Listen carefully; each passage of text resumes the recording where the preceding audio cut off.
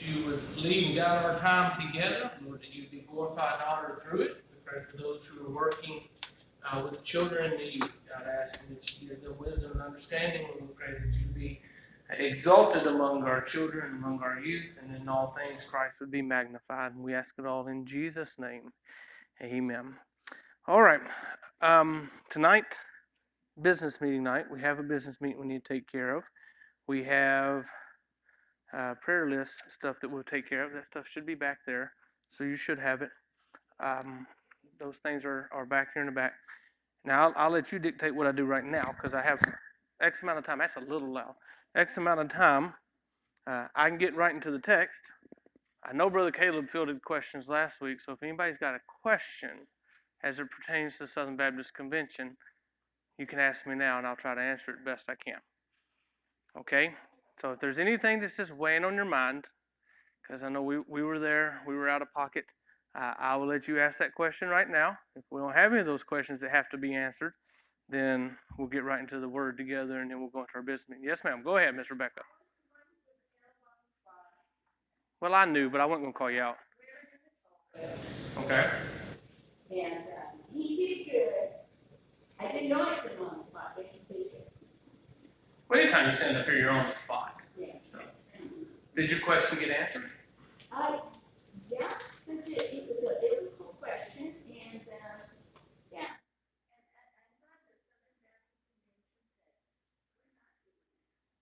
I'm really glad, because they always take that and then something else, and something else. So you gotta pick Sam somewhere. And I totally get it. Now, I want to caution you because a lot of what you read is Southern Baptist ousted women pastors. That is not within the realm of the Southern Baptist Convention. What the Southern Baptist Convention did was break fellowship with churches that have women pastors. That's a big difference. They did not tell any local church what they could and could not do because Southern Baptist, because if you ever mess with what they call the autonomy of the local church, then you're getting into other denominations which have a hierarchy. So the Southern Baptist Convention cannot tell another church what to do, but we can break fellowship. So they disfellowshipped. No, it's not excommunication. It's disfellowship. And so Rick Warren's agreement or argument, more than the two churches were disfellowshipped. Okay, there are three churches that appealed the executive committee's decision to disfellowship from the Southern Baptist Convention. So to appeal it gives you the right to stand before the entire body of messengers. There were more than three that were disfellowshipped. Those three were the only ones that appealed it. One of them had a male pastor, but they were disfellowshipped from Southern Baptist Convention by our executive committee. The executive committee does the day-to-day operations of the convention because technically the Southern Baptist Convention only exists for 2 days a year. And that's when all the churches gather together. But the day-to-day operations happens on national. Okay, so the executive committee is appointed by the churches to kind of oversee things. The one was in South Florida. They had a pastor that knowingly had sexual abuse allegations from former pastorates, and they called him anyway.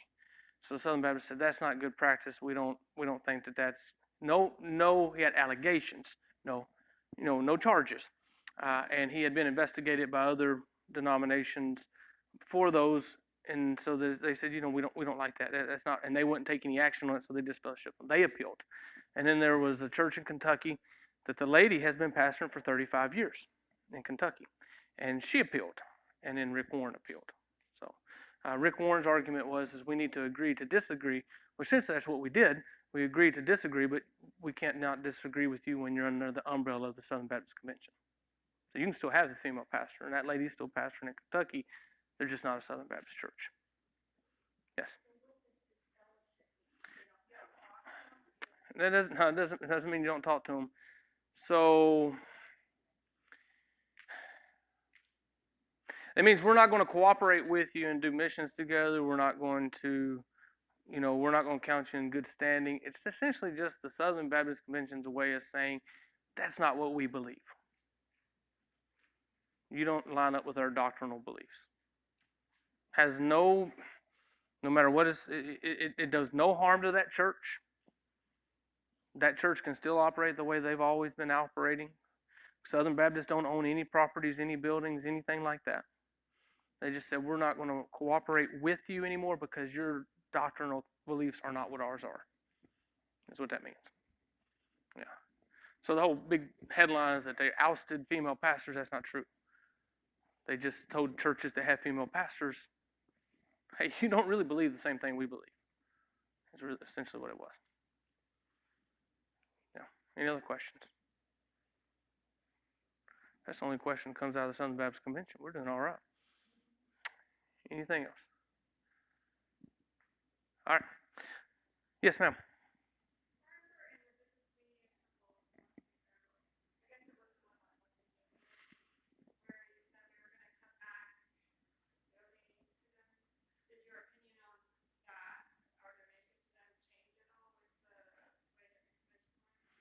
Uh, no.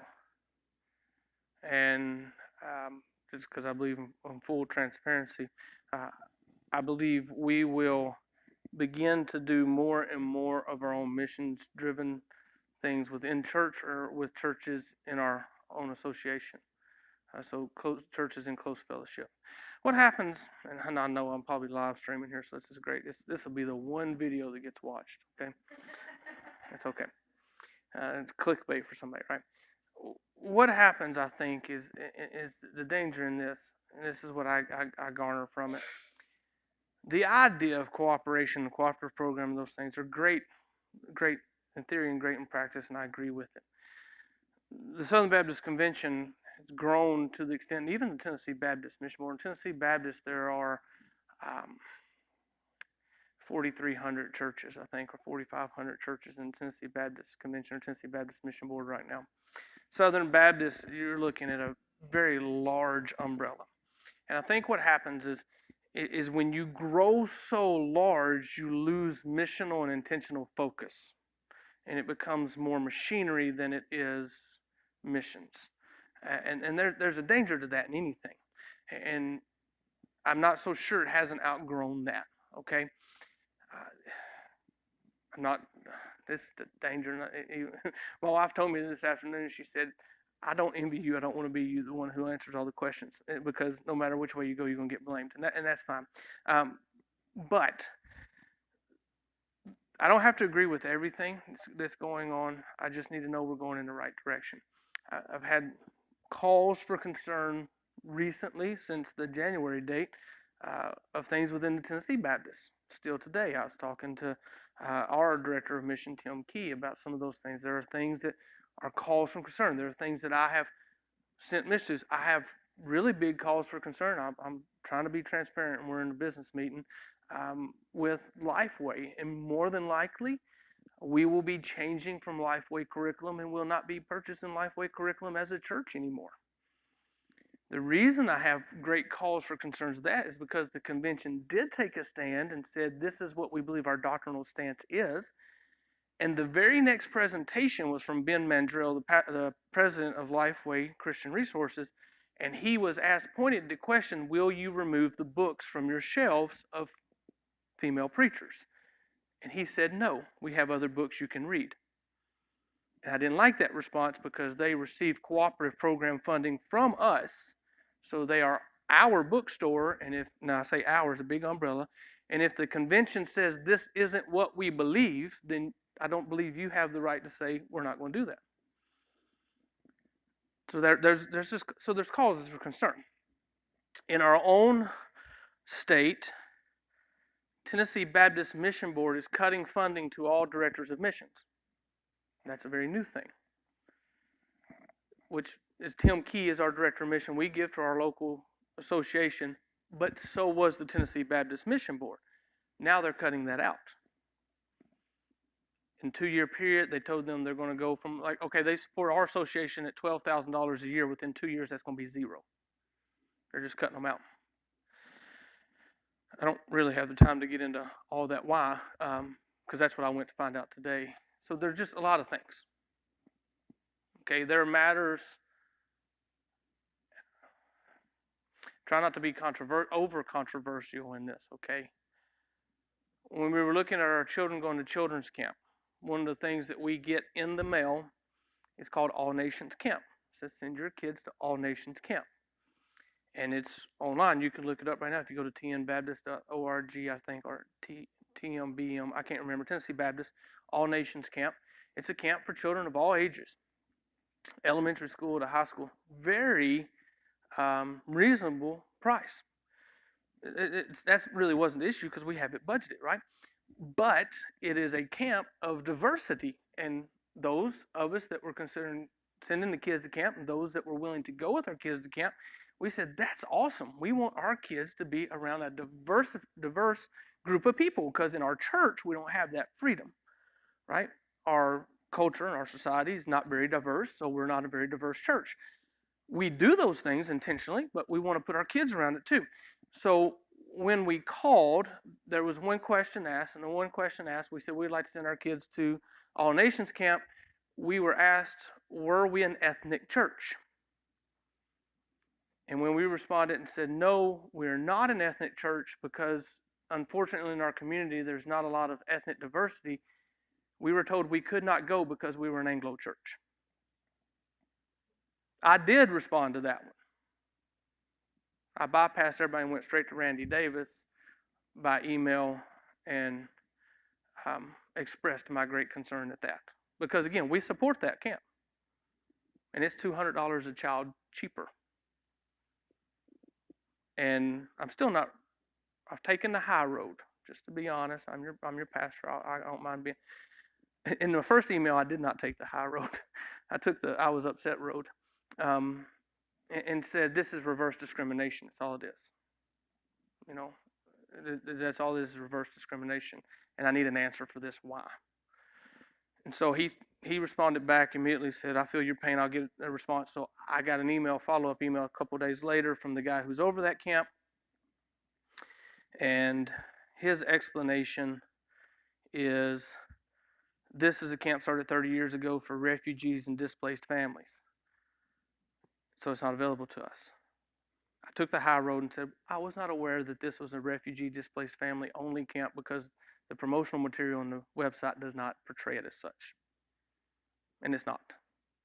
And I just said, thank you. I left it at that.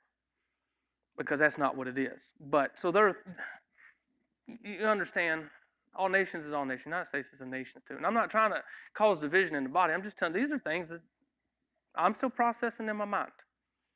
Okay? Still processing. I don't know. Any other questions? Valid questions. We support it. We give money to the cooperative program. We give money. We've been giving a lot of money in Lifeway. So valid questions.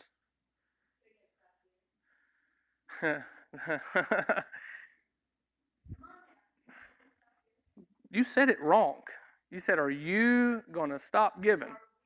See, and that's the crux of the matter, Miss Rebecca. Is right now everything weighs on me, which is fine. I'm the pastor, but we're in danger if one man makes a decision, because 5 years down the road, I don't want anybody going, well, he did that and led us to this, and now we're in this position, good or bad. Because what if we do really well, and then all of a sudden, I'm just a man. I'm just a guy, and I'm trying to seek counsel, trying to be wise in my understanding. We stopped giving to the cooperative program. You can give as little as $1 a year and still be a church in good standing. $1 a year. If you don't give it all, then you're not a church in good standing, and you don't have a messenger. Then we're not allowed to have a messenger to go to the Southern. Right, but then you don't have a messenger that can go to the Southern Baptist Convention. There's a church in our association that, well, it used to be in our association that gave $1 a year for years just to have a vote, and then they finally decided that they shouldn't have, and they've withdrawn. I don't know. I don't know. I don't want to make hasty decisions. I want to make wise decisions. There are things that I'm not comfortable with. Some things do rule. I mean, Kylie just got back from International Mission Field through IMB, which is supported through the cooperative program, and I think they did awesome with that. I got to see the orientation process and training. That's awesome. But what they did there. Haven't been very pleased with the North American Mission Board side. So I don't know. It's hard for me just to say wash my hands. I will tell you one thing that I'm intentionally doing is trying to lead us where we have our own missional contacts, and I'm not relying on someone else to point me. I want the contacts with, if we're going to do anything in the United States, I want to know who we're going to. If we're going international, I want to know the pastor over there. That's my plan, and that's the area I'm moving to, so that we know what we're doing, we know what we're supporting, we know where we're going, or where we're sending money to. I don't want to get to there's some danger in the independent Baptist side because you're standalone and you get more of a whatever this local body, there's not checks and balances in there. There's danger in the cooperative program side because we're trusting somebody else to do the missions and we're not really doing it. So, there's a balance. There's got to be a balance. I don't know. Any other questions? It's a hard time to be a pastor in a Southern Baptist church, I'll tell you that. It's a hard time to be a pastor in a Southern Baptist church. And I still love Southern Baptist church. I still love the Southern Baptist doctrinal statements, Baptist faith and message. There was a big drop-off in diversity this year, though. Big drop-off. There has been a mass exodus of ethnic churches from the Southern Baptist Convention. Mass exodus. So I don't understand that.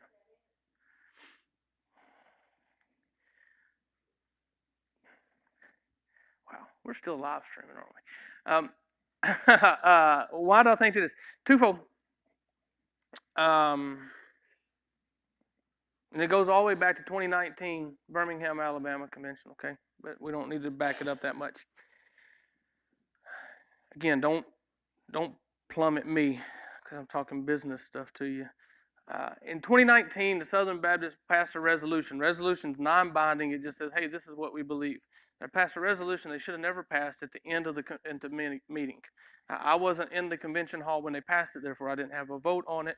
I wasn't there. I was actually out of the room. Birmingham Southern Baptist Convention was one of the most boring. No, that would have been 2019 because 2020 it was in Nashville. So in 2019 they passed this. No, it's 2018 because 2019 we didn't have one. So 2018 they passed this resolution stating that critical race theory was okay to teach in our seminaries. Should have never been passed. Critical race theory, I'm not going to get here and break it down for you. We didn't have 2019 convention, so in 2020 when they were in Nashville, there was another resolution passed stating that that wasn't true, that it refuted that the Southern Baptist seminaries didn't need to teach critical race theory. Critical race theory in a nutshell was the Southern Baptist seminaries were told it was okay to teach that just because you are Anglo, you are privileged in society, and every other race is at a disadvantage to you based upon skin color. That's what critical race theory is, okay? So they did the right thing, I think, in 2020 and said, we don't need to be teaching that in our seminaries. It's not, race is a biblical matter. It's a sin matter. Racial division is a sin matter, not a skin matter, right? It's a matter of sinning, not skin tone. So we need to address the sin of racism as opposed to the tone of skin color. And that's what they passed in 2020. There were some higher profile pastors in an ethnic segment of the Southern Baptist Convention that got upset about that. And they withdrew and pulled out. One of them I heard preach in person at a non-Southern Baptist thing, and he was leading his church out of it. So when that happened, a lot of our African American churches left. Some stayed, a lot of them left. Last year, Vody Bauckham, who's an African American pastor, was put forward as president or for president of Southern Baptist Convention. He was not voted in, and then there was just another exodus. Yeah. And they're handling, and that's not the only reason, but there's other handling matters that the association or the convention hasn't done real well in racial matters. We spoke out of both sides of their tongue is what happened. One convention we said yes, another convention we said no. And the book of James says a man double-minded is unstable in all his ways. And that's exactly what happened. Okay. Any other questions?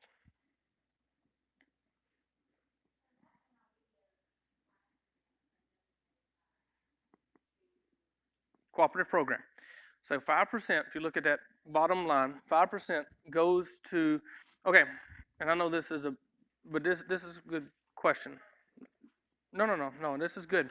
It's a good question. And we need to answer these because this business meeting night, this is why you need it. If you look at that back page, you'll see 4% goes to NDRBA, New Duck River Baptist Association.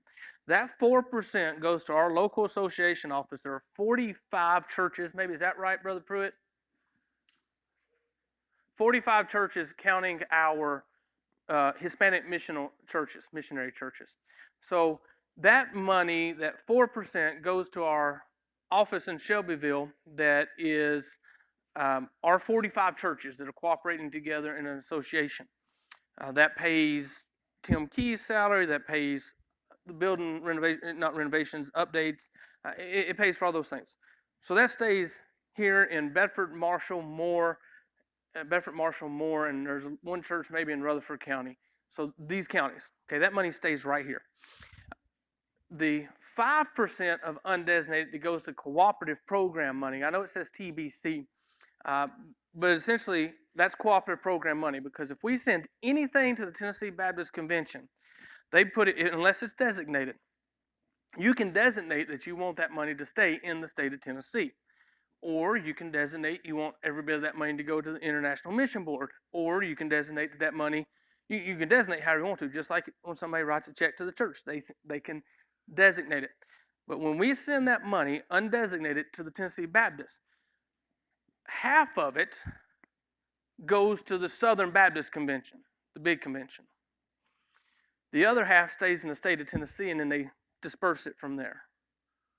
Okay, it supports like Union University, Carson Newman University, King's Academy, which is a Christian high school, and then it supports our personnel at Tennessee Baptist Mission Board. So half of what we have goes to the Southern Baptist Convention. When the Southern Baptist Convention gets it, then they disperse it amongst North American Mission Board, International Mission Board, the 6 Southern Baptist seminaries, and it just trickles down from there. The only way you can guarantee 100% of what you give goes to, I have to be careful. You can designate 100% of that go to the International Mission Board. Say, well, we're giving to missions. Even, and this is where we have to be very careful. Say Lottie Moon or Annie Armstrong and those things. I know that when we hear it, and this is why I go to these meetings, 100% of that goes to missions. Right, 100% of that goes to the missions agency. Then the missions agency has their president, their personnel, and all of their staff. 100% of that's not going to the missionary. Okay? That's why I'm trying to jump over that. Because right now, in the North American Mission Board, which, and I hope you understand my heart in this. I'm not here to create division. I'm just here to give wisdom and counsel to the church members, because this is business meeting night. We give to North American Mission Board. Annie Armstrong goes North American Mission Board. The reports that the North American Mission Board, Kevin Ezell, was asked to do transparent financial accounting. His answer was, we already do that internally. We don't have to make that transparent. The reports coming out of the North American Mission Board right now is that they have an excess fund account so large that if nobody gave any money for the next 20 years, that they would never miss a beat. Multi-millions. And when you read those reports, it makes you think, well, and that's why I asked us to reduce what we gave to Southern Baptist Convention and set it aside to give direct to a missionary. That's North American Mission Board. International Mission Board, operates with a lot more, IMB operates with a lot more transparency. Paul Chitwood, who is the president of the IMB, actually is from Tennessee. IMB is headquarters in Virginia. He operates with a lot more transparency. Okay? And there's no reports really to come out there. No reports to come out of the IMB. And they run, like Kylie went on the IMB mission trip, but she paid for her way. 100% of the funds you guys paid for help support her.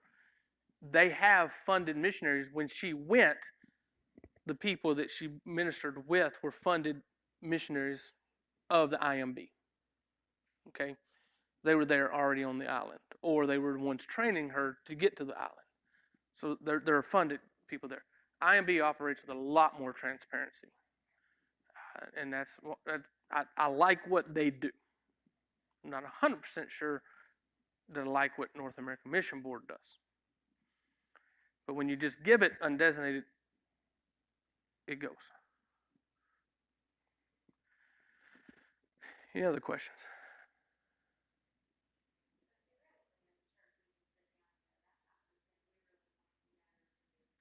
Yeah.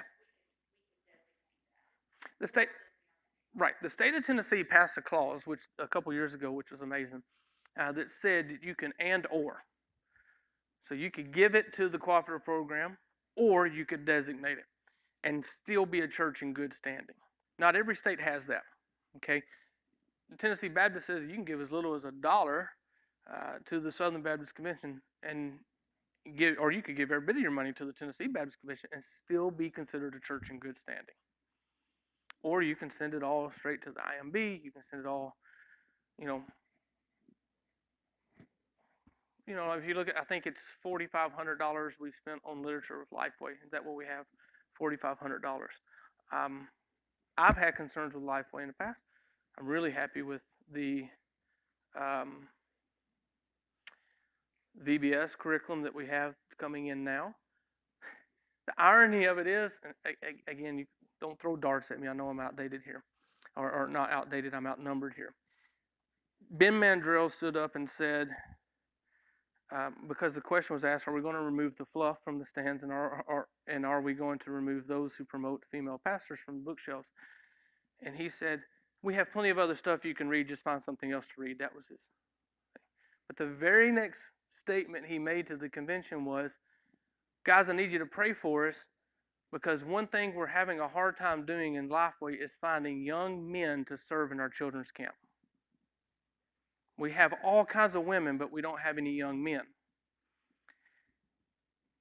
And I'm just going to give you what would be considered, hopefully you don't consider it a chauvinistic male approach to it. It's because Lifeway has catered to the ladies and has not targeted men and discipled them. Go back and look at your vacation Bible schools, and go back and look at a lot of the curriculum. If you're a young boy coming through that, I'm not saying over masculinity, I'm just saying meeting them where they're at. And now we have this depletion of young men that would grow up, collegiate age men who are willing to serve. And we're also seeing in the Southern Baptist Convention a very big depletion in pastors because no men are being called out anymore. I think it's a trickle effect that just happens. That's just my casual, one of the 16,000 people present in the hall's observation. Okay? Any other questions?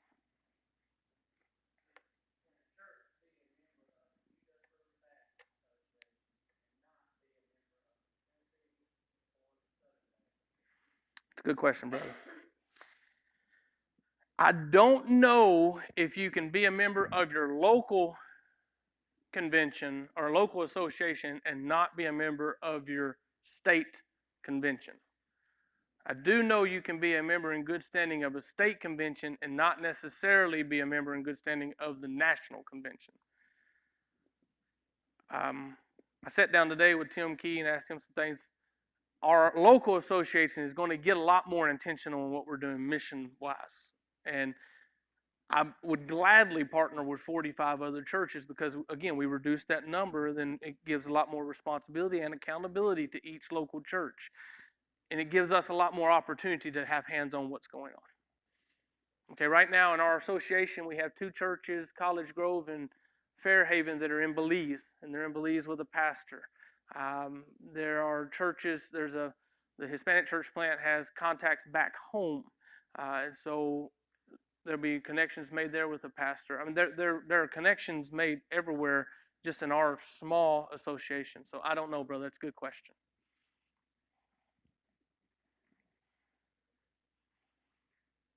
Any other questions?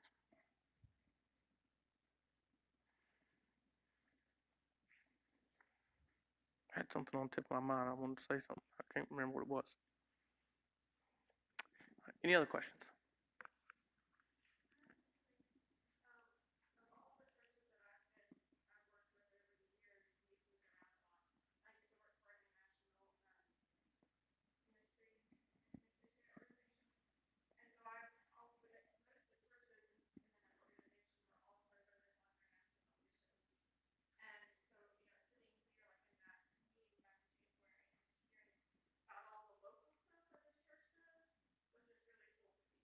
Yeah.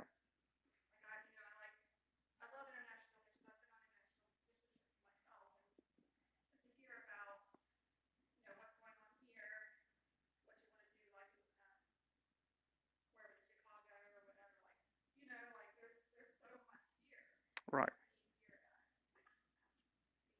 Right. And I'm, again, I don't want you to think that I'm pushing international. I agree with you. I think you have to work from your, the Acts 1:8 principle. You work from your town out as you can. So I know I speak a lot of times. I speak big vision. You have to understand how God wired me. Okay, I'm a visionary guy. So, and I have to tell this a lot of times to people. Sometimes the things that I'm thinking about and praying about and preparing for, maybe 5, 10 years out. Okay, when I came here as pastor 7 years ago, the things we're seeing this year were things I already thought we would see, and that's what. And I don't know. I have to have the right people behind me or beside me, helping those things come about. Because while I can see the vision, I'm not really good at putting it into practice, and that's where you guys are great. But I have to cast that net. So when I'm thinking, oh, the international context I want, I don't necessarily mean we're sending somebody there next year or next week. I just want to know that if that time comes and somebody says, "Hey, I would like to go international." God's leading, putting my heart international. I would like to know we have a contact already made that we can send somebody there. We definitely will not neglect. I have a list here in just a minute of what we're going to do in this community next week. We don't want to neglect this ministry field that God has given us, and this mission field, or the field in our own nation, because it's just as lost. And we don't want to miss those for sure. Okay. Anyone else? And thank you for sharing that with me. I agree with that. Because it's real easy to get caught up in the excitement of going overseas and forget about the need that's right across the street.